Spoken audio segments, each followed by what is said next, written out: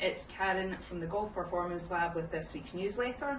So a couple of things this week. First of all, we introduced the use of fairway mats. So we're using the mats on the fairway, on the fringes, and if you want to take the ball into the rough, you have to go more than 2 meters into the rough if you're not using a mat, but you still will need a mat for the fringes for your short chips and pitches.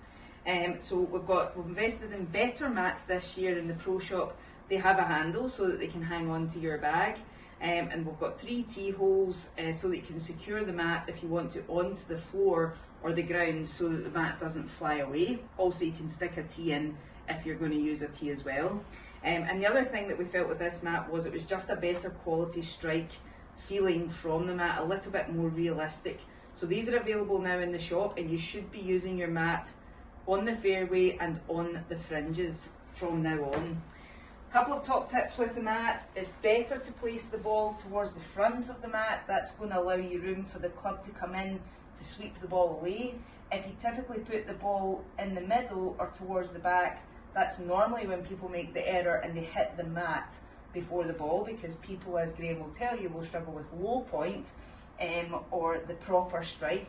So the front of the mat is going to allow you to have room to bring the club in to sweep without hitting the whole mat itself away. So if you struggle with that, put the ball to the front and see how you go on.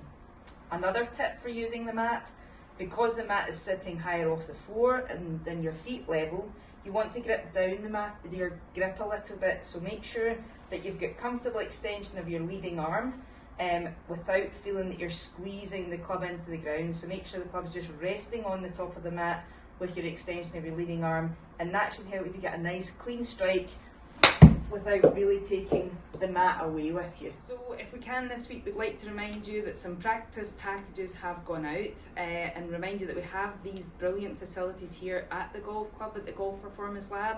So today I'm just going to very quickly show you one of the options that you would have, and we can help you set up to really improve your own personal game when you come into the lab. So if we know your numbers and your yardages, or if you don't know that to start with, then we can help you with that.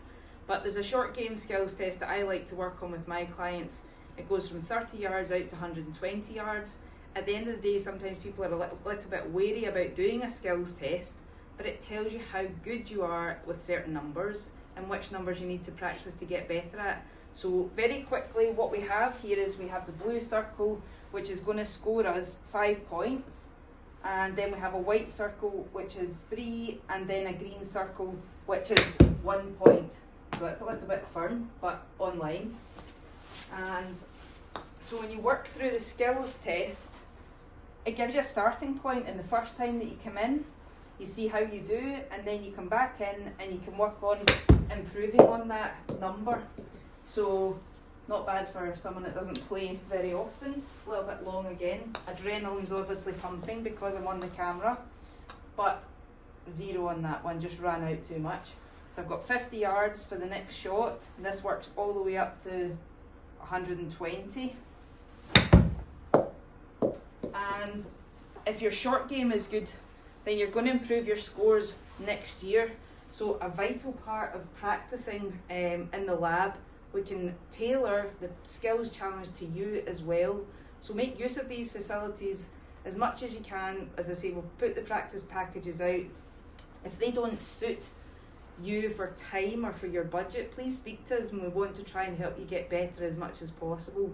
The weather just now, unfortunately, is not great, so therefore it opens up the avenues to the lab. I recently just checked, and driving ranges now are charging anything from £7.50 up to £11 for 100 balls.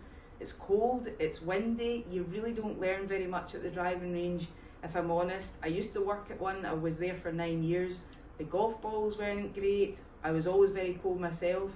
So why not come indoors and make use of the technology and learn how good you could possibly get next. So I guess it wouldn't be really a complete newsletter from myself without being in the putting hut. So for those of you who are not aware, I have opened up the putting hut for you to come in and use the putting hut for your own practice purposes. It doesn't have to just be lesson or fitting based. It's warm in here, it's just about 20 degrees at the moment, it's dry, and the surfaces are pure, so obviously a little bit faster than outside at the moment.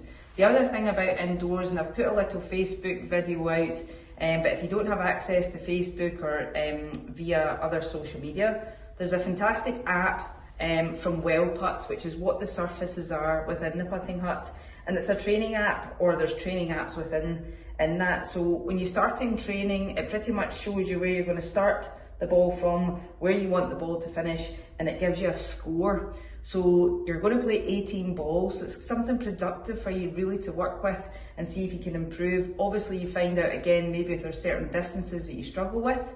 Do you typically leave the ball too short? Do you typically hit it too hard? And you can work on gaining a consistency whilst you're practicing, and then you're going to build then a confidence within yourself. So it would be a worthwhile time for you to come in. Again, as I said about the swing lab,